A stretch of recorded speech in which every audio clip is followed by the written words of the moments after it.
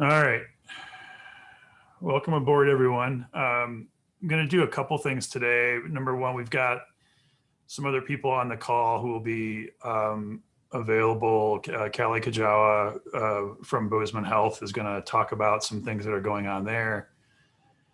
We have Mike Multivern, who is our incident commander for our Gallatin County effort, including the points of dispensing, the clinics that are running today and that ran Wednesday and will continue to run at the fairgrounds. And then I want to go through our weekly surveillance report first. And then I'm going to talk a little bit about vaccine administration because I expect there'll be some questions about that and kind of set some, try and provide some, I think what I hope will be sort of valuable perspective and about the scale of the challenge that we're dealing with right now. Then we'll turn it over to Kallie and let her talk about what's going on at Bozeman Health. And then we can open it up to questions, if that sounds reasonable to everybody. I'll start with our surveillance report. Can you all see that and hear me? Okay.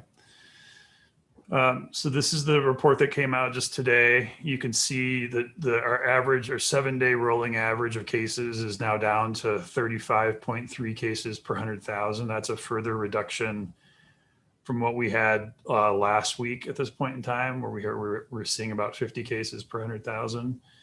That's the direction we want it to be going. That's a good thing right now. I would there's some caveats in that I'm sure you're seeing generally across the country. Number one, this is still a dangerous disease. We're still losing 3,000 to 4,000 people a day, Americans a day, to this disease.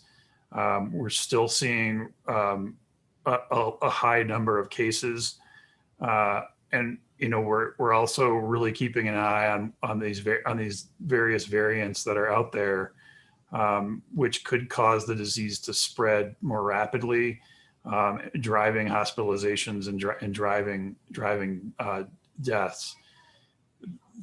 It's just important that people understand that even if we're seeing these trends go in the direction we want them locally, we still need them to, it's not the time to let up. We need people to continue to keep that social distance when they can, to continue wearing face coverings, continue washing their hands, continue staying home when they're sick, continue taking care of one another is what we're asking them. And so that's that social distancing, that face covering, just being conscious and cognizant and respectful of others, because it's good that we're not where we were in mid and early November, but we're still a long way away. I'm going to talk a little bit more about this. And it's good we have the vaccines, but we still are weeks and months away from the point in time when we can get back to what we would think about as normal because of the vaccine. We're not getting enough vaccine to go around, and that's nobody's fault. It's just what it is, and I'll talk more about that in a minute. That said, this is the direction we would like to see our case numbers go in. I would also say that we're seeing fewer people in the hospital with COVID-19. When I look at the daily census numbers for this week, they've mostly been in the single digits. That is promising. And it's what we're after. It's what we're all working toward. But again, now is not the time to let up. Now is the time really to keep going. Our positivity rate is also down a bit. We're at 5% overall countywide. That's great. That it's good to see it. It's good to see it in the single digits. It's good to see it at 5%.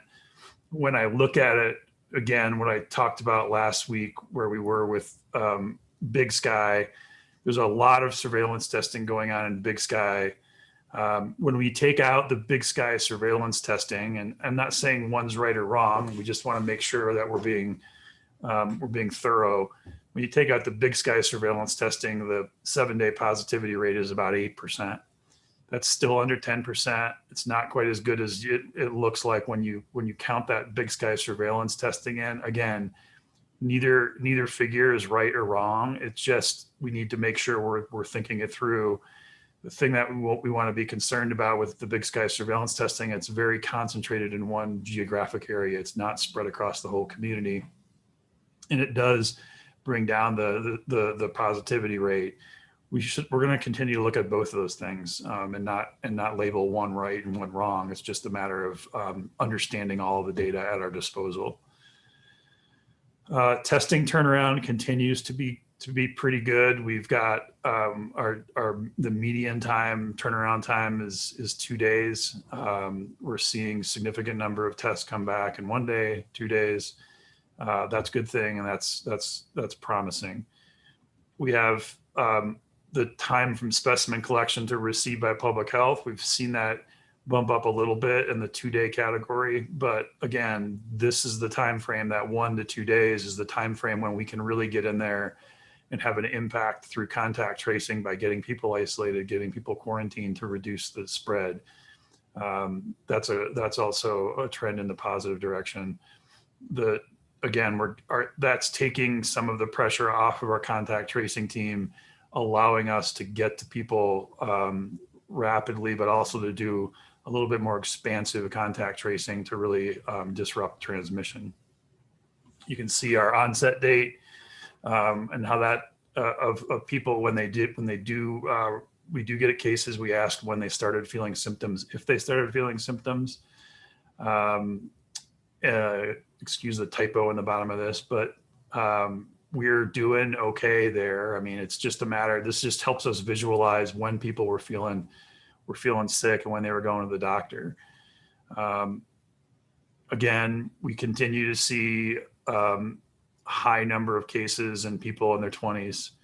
That has not changed. And the older you get, the lower the numbers of cases, generally speaking.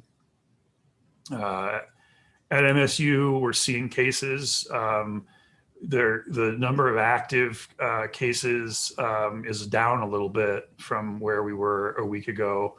Still detecting cases, still doing a significant amount of testing, and now doing that asymptomatic testing. That is work that will continue. I know MSU is planning late next week to do point of dispensing for its students who fall into the 1B population. I'll talk more about that in a minute. And then the K-12 schools, we're still seeing cases in K-12 schools, but not in an overwhelming way. We're just seeing, we definitely have cases there. And then the capacity at Bozeman Health, again, this is about beds. It's not the full picture. We're seeing a reasonable amount of accessibility and ability. And again, I look at the census figures on a daily basis, and we're seeing the number of COVID patients in the hospital dip into the single digits. That's promising, and we'd like to see that continue. As you know, that's one of the things that we're really after is the fewer people we have in the hospital, the less mortality we're likely to have there. I want to talk about, can you all still hear me? I want to talk about vaccines for a minute. As you know, we started into 1B this week and the past week, and the way we did the way working with our community task force, the way that we chose to do that was to focus on those most at risk, those people 80 and older. That's been ongoing, and that's been good. We ran 2 points of dispensing clinics at the fairgrounds this week. One is going today. One went Friday. We've got, let me look here. I think we've given almost 700. By the end of the day today, we will have given almost 700 doses. Those clinics are kind of a mix of people over the age of 80 and other people who are eligible in 1B, along with first responders and others who are eligible under 1A. Some may be getting their second dose, some may be getting their first dose. At the end of today, we will have given all of the vaccine, and we will have administered all of the vaccine that's available to the county at the county level in terms of the county response, the fairgrounds. I'm going to let Kallie talk about Bozeman Health, and we'll let MSU speak for MSU. But in terms of the amount of vaccine that we're able to acquire to give first doses, by the end of the day today, we will have given it all out. We we have some vaccine in the refrigerator that we're going to be using for second doses next week. We have to keep that to be able to give those second doses in the time frame that people are eligible for it. But I want to acknowledge everybody who's working really hard, from the volunteers to the nurses giving shots to the paramedics, people in our call center who are doing really hard work right now, maybe have the hardest job of anybody in the county, dealing with the influx of calls that we have. We're getting those shots, we're getting those doses in, and we're getting them administered. We do have some work to do in providing vaccine to those over 80. We're going to continue to give vaccine to that group. But this week, as we brought our vaccine task force back together, we decided to have a conversation with them about offering the vaccine to the full, to all of 1B. And that would be people over the age of 70, people with those certain underlying health conditions, and people who are people of color or American Indians who are at higher risk. The vaccine task force agreed that now is the time, and next week, I know that Bozeman Health is going to be holding some clinics on its campus, and MSU will be holding a clinic. Those clinics, they are reaching out proactively, and Kallie's going to talk about that in a minute. They're reaching out proactively to the people who they have in their electronic medical record, as well as some people that we've identified who are their patients. They are calling them and they are scheduling them in for those clinics. It's not necessary to call your provider. It's not necessary to call MSU. They have an electronic medical record. They're reaching out. And I want you to understand, I'm going to talk more about this in a minute. There just isn't enough vaccine right now. And we're all doing the best we can. We are getting the vaccine administered in a timely way, in a safe way, and I think in a transparent way. But it's just the fact of the matter is we don't have enough to go around. So while we're offering it to the full, we're going to start offering it to the full 1B within the state guidelines. There's some things we need everyone to understand. We don't have enough to go around, nearly enough to go around to everyone who wants it. We're not doing this because we have a whole bunch of vaccine. We're doing it because it makes sense right now to open it up a little bit. It makes communications a little bit simpler, and it allows people to feel like they have a chance at the vaccine. That said, nobody's going to miss their opportunity. People over the age of 80 are still going to be able to get aligned with vaccine and be eligible. We're not moving past anybody. One of our colleagues said today, it's like we're opening another door, but we're not shutting doors behind us. We're continuing to work through this. So I don't want anybody to feel like they're missing their opportunity or we're moving past them. But starting next week, we do expect to see people in their 70s start to get vaccine, along with people with those certain underlying conditions. For those who are interested, and I'll share this information in more detail, we would invite you to sign up for the county's text reminder system. I'll provide that information for you in a minute. When we have vaccine and we plan clinics, that's the place that's the mechanism we'll be using. One of the mechanisms we'll be using to announce it. We're also going to use the news media, television, newspaper, other places. And then I would say, continue to check with healthygallatin.org for that information. Finally, it's important to understand that the county is working with community partners, including MSU and Bozeman Health and others, community health partners, to support their efforts to get vaccine and give shots to their patients and students. As I said, much of that work is proactive. We all know that people really are eager for this, but those organizations are proactively reaching out to the people who are their patients and their students to get them the vaccine. It's not necessary to call them. They're working through that. It's hard. This is hard. I was at our point of dispensing today, our clinic today, and it's really gratifying to see people over the age of 80 show up to get their vaccines. For some of these folks, because of the number of people that we can vaccinate, for some of these folks, those vaccines may well be life-saving. for all of them in that age category, the vaccine is going to be life-changing. Once they get 2 doses, it will be safer for them to see and hug their kids and grandkids, to be more active in the community. That's a big deal. And that's why we really need people to be patient. We need people to understand that we know lots of people want the vaccine, and we know that almost all of them have really good reasons. But every dose is precious right now. If we make a decision to give a dose to one person, that means another person, maybe somebody in their 70s or 80s or 90s, will have to wait a little bit longer. So we're pleading for patience and understanding. This is going to take some time. And I wanted to kind of go through an activity to give you a sense of scale. I'm going to share again some sense of the scale of the challenge that we're facing. You all see me and still hear me?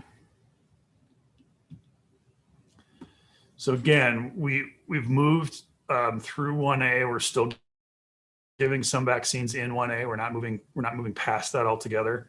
We're moving fully into 1B. Again, that's not because we have a glut vaccine. We do not. We're giving all the vaccine that we have, but we really want to be in harmony with where the state is. We think it's for communications, it's a good idea. And we have some community partners, Bozeman Health and MSU, who can reach out to folks in those categories. This page really shows the number of doses received and administered just by the Gallatin County Incident Command. So mostly through the fairgrounds. This isn't taking into account what's going on at Bozeman Health. It doesn't take into account what's been given at Community Health Partners or anywhere else in the county. It's just what we have control over at the county. What this shows in red is the cumulative amount of vaccine that we've received on a week-by-week basis. And then what you can see in the green is the cumulative vaccine given. By the end of the day today, we'll have given every dose that we can. Again, we have some in the fridge that's waiting for a second dose next week that we have to keep in order to be able to give it in a timely way. But if that vaccine's coming in, we're doing our best to get it out the door, get it into people's arms, I should say. But these numbers are great. Bar charts are great. Talking about this in sort of figurative ways is great. I want to try and provide a sense of scale of where we are in Gallatin County. Gallatin County has 114,000 residents. And I want you to take a leap of faith with me. Let's pretend I want to put this in the sense of scale that everybody can kind of visualize. What we have here is a simple shot glass. And then let's pretend that every dose of vaccine, every resident needs an ounce of vaccine. That's not the case, but just for the sake of scale, we're going to say that it is. We're dealing with this. So let's say that everybody needs that 1 ounce dose. If you look at that over the whole county, that's 114,000 ounces, and that equates to about 890 gallons of that we would need. And again, this is just for the sake of scale, so you can understand. 890 gallons equates to a round swimming pool that's about 7 feet wide and about 4 feet deep. Okay, keep that in mind. That if everybody needed that one shot glass of vaccine, it would be about 890 gallons. It would be a swimming pool about that big, about 7 feet wide and 4 feet deep. So let's say you've got that swimming pool. How much vaccine are we getting every week? We're getting, in Gallatin County, we're being told that we can expect to get about 1,300 doses per week. That 1,300 ounces equates to about 10 gallons. So every week we're able to dump 2 5-gallon buckets into that big swimming pool. That's how much vaccine that we have to give every week, and that gives you a sense of the scale, the size of the challenge that we're facing us. We know that everybody wants to jump into that pool. They want a cannonball into that pool. We understand that. We're glad to see that enthusiasm for this vaccine. What we're trying to get across to you is we don't have that pool is not full of vaccine right now. We're giving it out as we can, but we need people to be patient, and we need people to understand this is going to take weeks. If you get a vaccine, you should count yourself. You should feel very lucky. You've kind of, in some ways, it's a little bit like winning the lottery right now. We're trying our best to get it to the people who need it the most, but just know that there's not enough to go around. Tips for accessing the vaccine. Number one, be patient.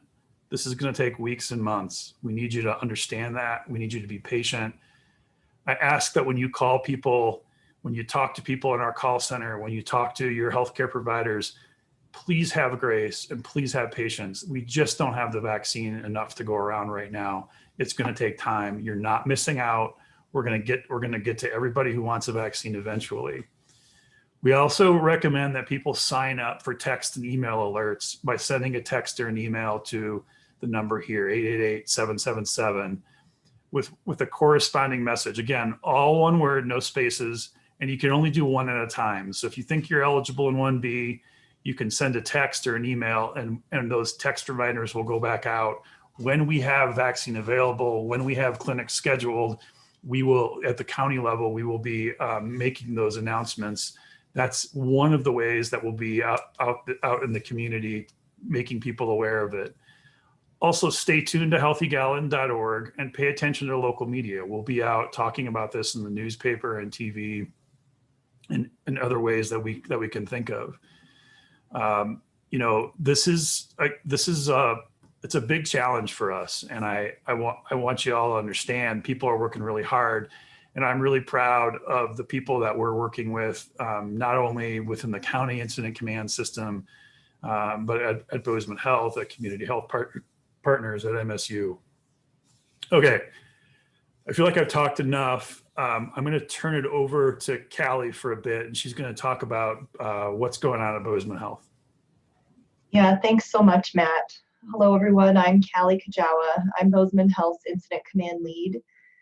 I want to quickly give an update on our employee vaccine administration, and then I'll speak to our collaborative work with Gallatin County Health Department on Phase 1B community vaccine plans. So to date, Bozeman Health has immunized 2,081 employees, with more than half of those team members having received their second dose. So this is approximately 76% of our total employees that have chosen to be immunized. We do have a small percentage that has deferred due to personal or health reasons, and an even smaller percentage that has declined the vaccine at this time. We believe this is better than the national average, and we're thrilled that so many employees have chosen to protect themselves against COVID-19. On Wednesday, Walgreens administered COVID-19 vaccine to our Hillcrest Birchwood Assisted Living residents. And also on the same day, Bozeman Health administered COVID-19 vaccine to 95 Hillcrest Aspen Point Independent Living residents. The residents were very happy to receive their first COVID-19 vaccine dose. It was a day of celebration. We are excited, very excited to be assisting with Phase 1B vaccine administration, and we'll soon begin administering vaccine to current Bozeman Health patients who are age 80 and above, American Indians, and other people of color. We have 3,345 individuals within this prioritized phase that I just described above or before.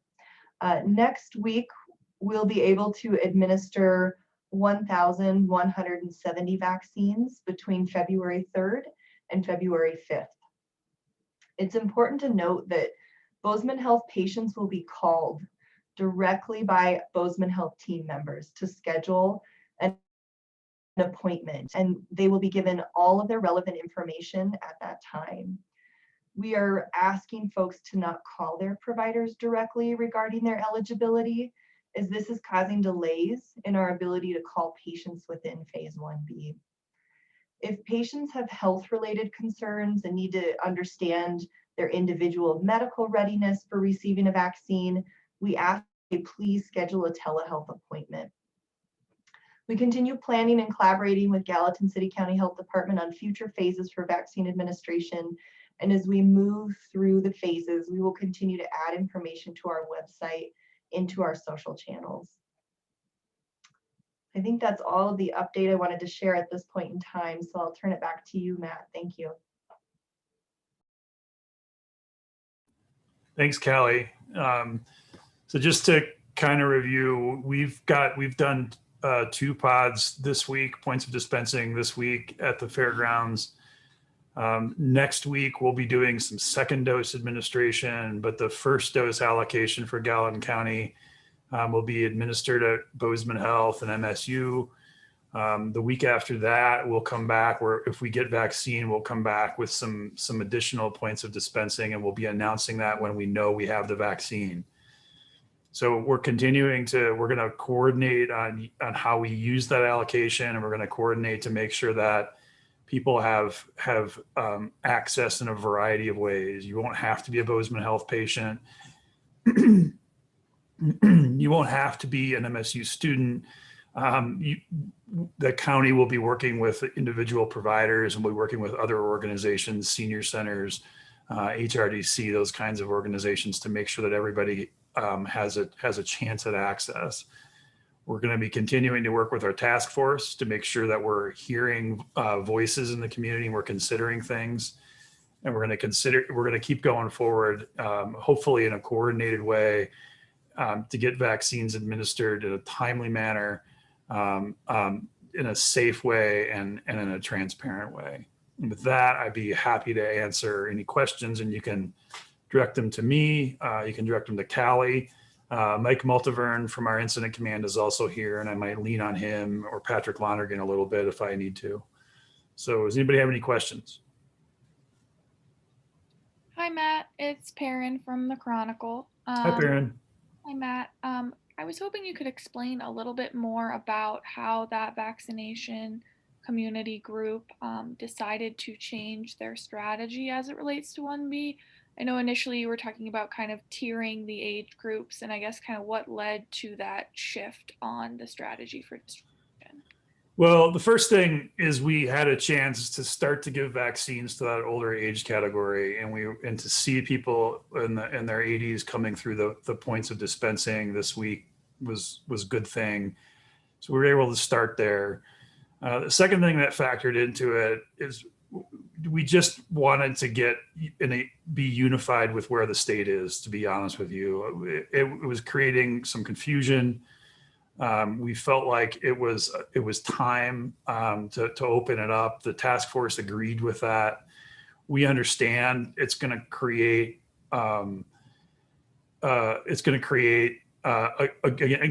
not going to be able to give vaccine to everybody who's eligible in that group, but we just felt it would be simpler, it would be cleaner from a communications perspective, and also we had a chance to give vaccine to folks who are over the age of 80, and we'll continue to do that. Other questions? Hi, Matt. This is Gabe from the MSU Exponent. As of right now, is there any additional precautions that residents should be taking to avoid spreading the other variants of the coronavirus? Not specific to the variants, Gabe, but we want people to keep doing the things that we've been talking about for nearly a year now, and that social distancing is really important. It might be the most important thing you can do. Stick with your group, keep your household group, protect your household group by keeping that social distance. Continue to wear face coverings when you're out in public, especially in indoor settings. Wash your hands really thoroughly, disinfect surfaces, just the things that we've been talking about. And then when you have an opportunity to get that vaccine, make sure you follow up and get that second dose. Those are the things that we're going to ask. Thanks. Hey, Matt, this is Annie Johnson with KBC. Hey, Annie. I have a quick question for you. President Biden before talked about herd immunity and talked about how he thinks the country will be on board in achieving that by the spring. Do you think that is applicable to Gallatin County? It depends on how much vaccine we get, Annie. I mean, I think that's a big part of the equation. If the vaccine keeps flowing, and especially if we get more of it, I think by spring is pretty optimistic. It also depends, frankly, in how much spread we see. We'd rather not see naturally acquired immunity because That means more people are getting the disease and we're potentially seeing more people in the hospital. But it really depends how much vaccine we get and how much people are willing to take it. And for my story, can you define what herd immunity is?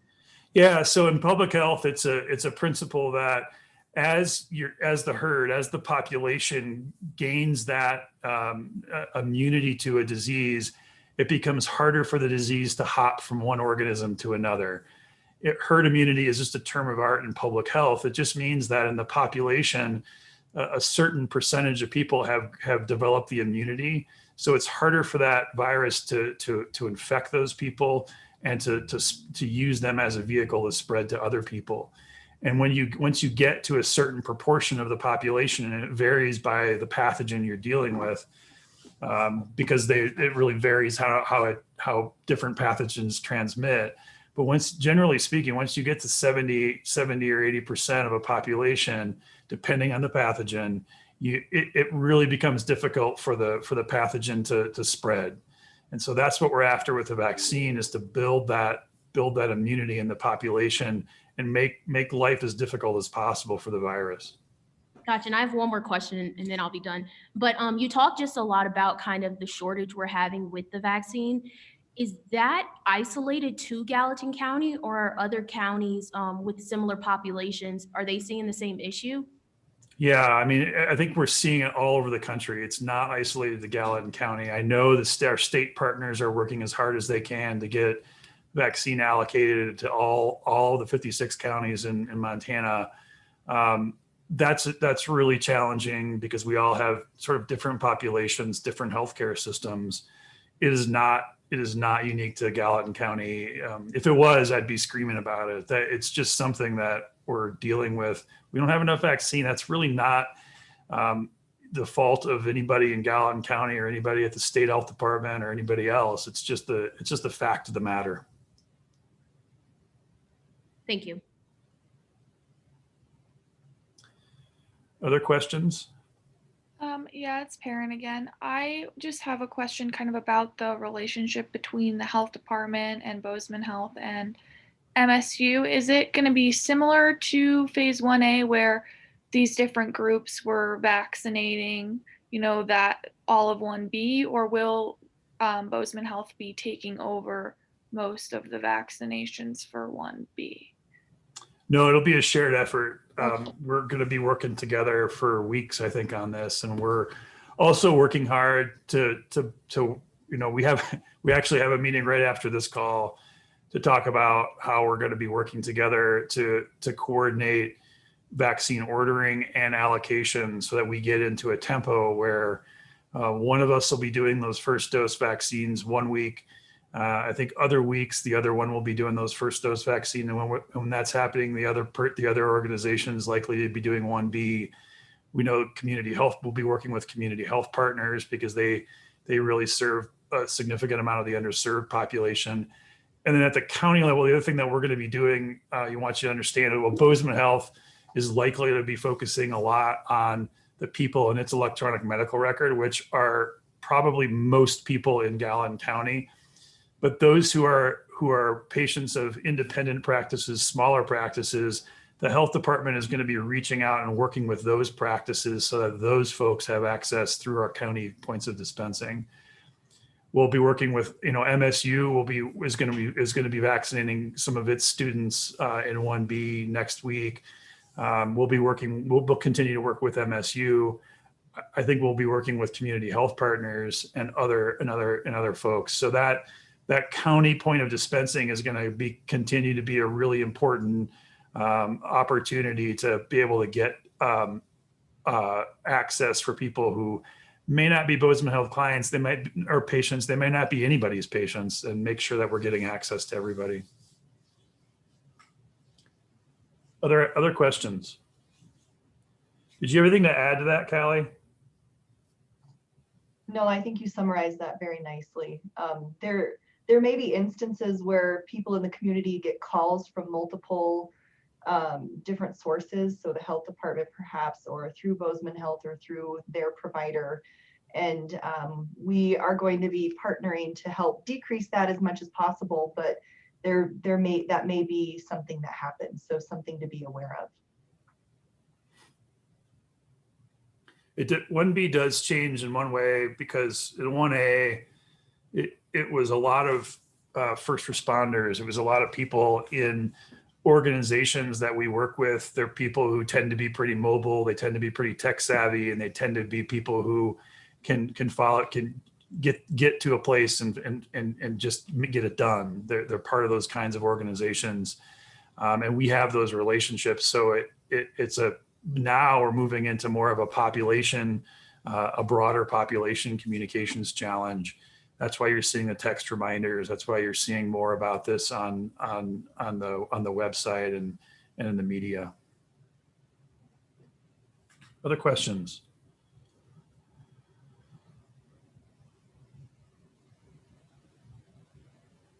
All right, last chance. All right. I'm glad, I appreciate all your time. I hope you have a good weekend, and take care.